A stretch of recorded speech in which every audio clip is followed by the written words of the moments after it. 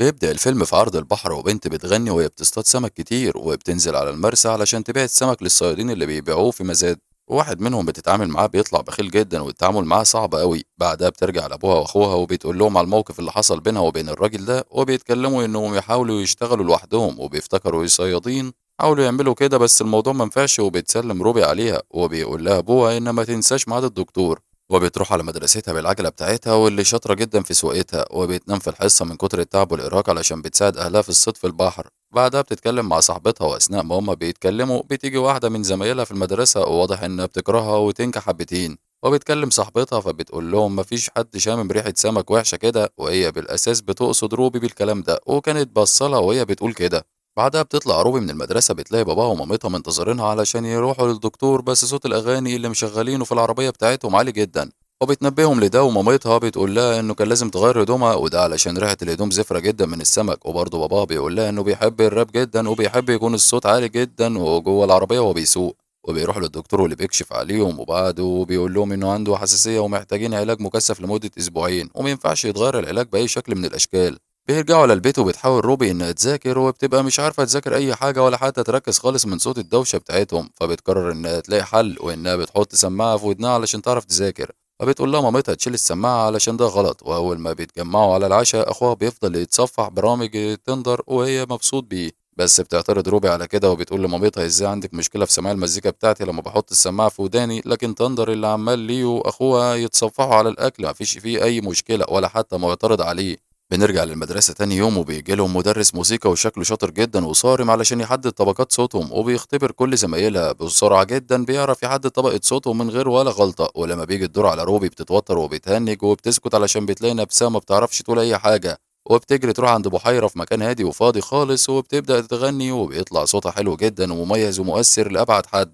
بترجع على البيت وبتعرف ان في مشكله بين باباها ومامتها، وان مامتها لما جت تستعمل الكريدت كارد اترفضت منها وهي مش عارفه ايه السبب ان ده يحصل. فبيقول لها باباها ان مفيش فلوس وانه ضروري يوفر كل مصاريف مركب الصيد والصيانه بتاعتها علشان يقدر يستمر، وان الحقيقه مفيش معاهم فلوس. وبتقول له مامتها انهم لازم يلاقوا اي حل لان الوضع ده صعب انه يستمر، وانهم مثلا يعني ممكن يبيعوا المركب. بيقول لها ان ده صعب والسبب انه للاسف ما بيعرفش يعمل اي حاجه تانية غير مهنه الصيد اللي يعتبر محترف فيها وبيشتغلها من زمان وما يعرفش غيرها شغلانه ممكن انه يشتغلها.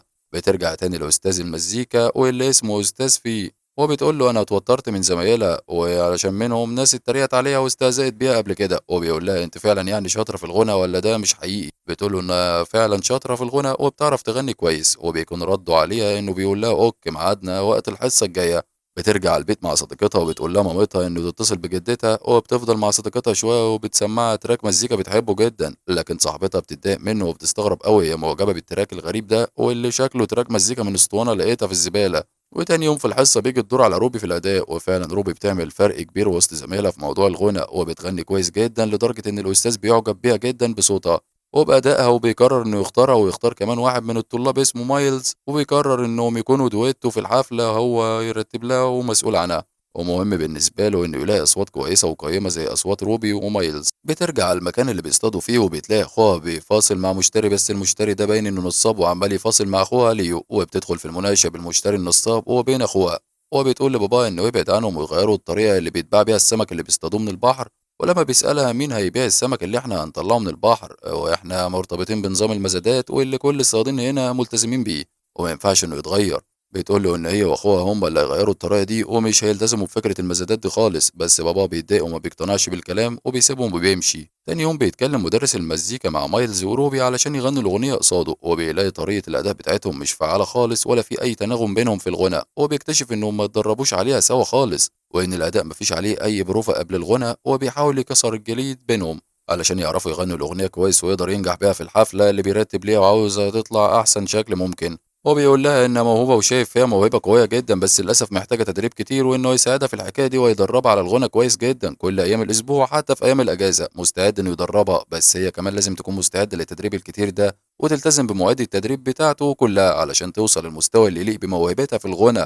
بنرجع لمكان الصيد وبيدور حوار بين اخوها ووالدها، وبيتكلم فيه اخوه عن انه متضايق جدا من طريقه البيع بتاعه السمك اللي بتحصل في المكان ده، وانهم مضطرين يستسلموا لحكايه المزادات واللي بتتحكم في تعبهم وبيشتريه الناس بسعر ضعيف جدا. وبيقول له نقدر نبقى كيان لوحدنا ونتحكم في باقي السمك اللي بنصطاده ونكسب منه كويس ويمكن اكتر بكتير من المبالغ اللي بيبيعوا بيها دلوقتي. وبيقول له بابا انه لازم ياخد باله من اللي بيحصل حواليه هنا وان كل الناس هنا بيكرهوه وبيكرهوا حاجه اسمها ناس صم وبكم هنا وبيكونوا منبوذين ومحدش عاوز يتكلم او يتعامل معاهم خالص وبيسيب اخوه علشان يروح بار ومش بيكون مقتنع بكلامه.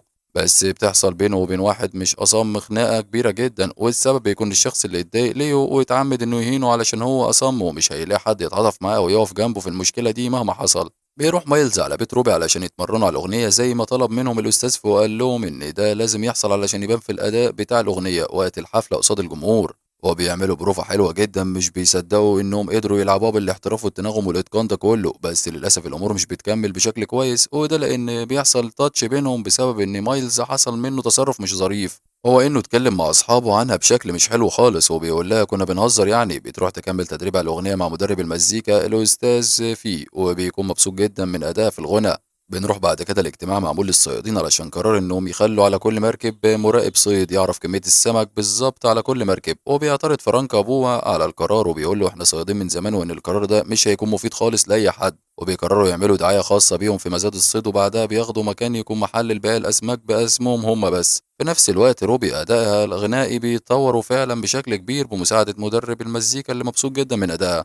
بيحاول مايلز يصالح روبي بيقول لها ده كان هزار مش مقصود وإنه شايفها أفضل منه في كل حاجة في صوتها وتعاون أهلها مع بعض وحاجات كتير حلوة في حياتهم. بتجهز نفسها علشان ميعاد التدريب ومامتها بتقول لها إن قناة التلفزيون جاية تعمل معاهم حوار وتتأخر على التدريب بتاع أستاذ في ولما بتروح له على البيت مش بتلاقيه. بتروح له على المدرسة وبتلاقيه متضايق جدا منها وبيحصل مناقشة صعبة بينها وبين عائلتها إنهم عاوزينها تترجم لغة الإشارة للناس وهي عاوزة تكمل اختبارات جامعة بريكلي وتكمل ناحية المزيكا. تاني يوم بيكمل فرانك وابنه الصيد في البحر وبيطلع معاهم مراقبة وبتعرف إنهم صموا وبيلغوا رخصة الصيد بتاعتهم وإن السبب في ده وبتقول لهم إنه مش غلطتها وكان لازم يكون في مساعد معاهم غيرها. وبيتحاكموا وبيتكرروا عليهم غرامة وبيعرفوا إنه ما ينفعش يرجعوا البحر تاني إلا لو معاهم شخص بيسمع ويترجم لهم. وبيفكر باباها إنه يبيع المركب وبتقول لهم إنها هتكمل معاهم على المركب علشان صعب يكملوا من غيرها وهتأجل دخولها للجامعة بس بيتضايق أخوها جدا من ترددها ورد فعلها الغريب. بعدها بتدور عليه وبتقول له إنه عرف إن موهبتها في الغنى لازم تكمل وهم لازم يخلوا الناس تعرف تتعامل مع الصم وبيجي ميعاد حفلة الخريف اللي كان بيرتب لها الأستاذ فيه. وبتيجي عائلة روبي كلها تتفرج عليها وبيكونوا مبسوطين جدا وبعد الحفلة بتعرف روبي على الأستاذ فيه وبيرحب بيهم. وبيحصل سوء تفاهم وبيقول لها تترجم لهم إن بنتهم موهوبة ولازم تدخل اختبارات الجامعة فبتترجم نص الكلام ومش بتترجم جزء الجامعة ده وبتشكر الأستاذ فيه. ولما بيرجعوا البيت بابا بيقول لها غني لي الأغنية وبيحس إنها موهوبة فعلا. وتاني يوم بيصحيها علشان كلهم يوصلوها للجامعة علشان تأدي الاختبار هناك وفعلا بتدخل الاختبار وبيكون صعب شوية بس بتجتهد فيه جدا وبتنجح في الاختبار بتاع الجامعة وبيفرح جدا بيها الأستاذ فيه. وبس كده يكون خلص فيلمنا. أتمنى يكون عجبكم. ما تنسوش تدعمونا بلايك وسبسكرايب للقناة علشان يوصل لكم منا كل جديد.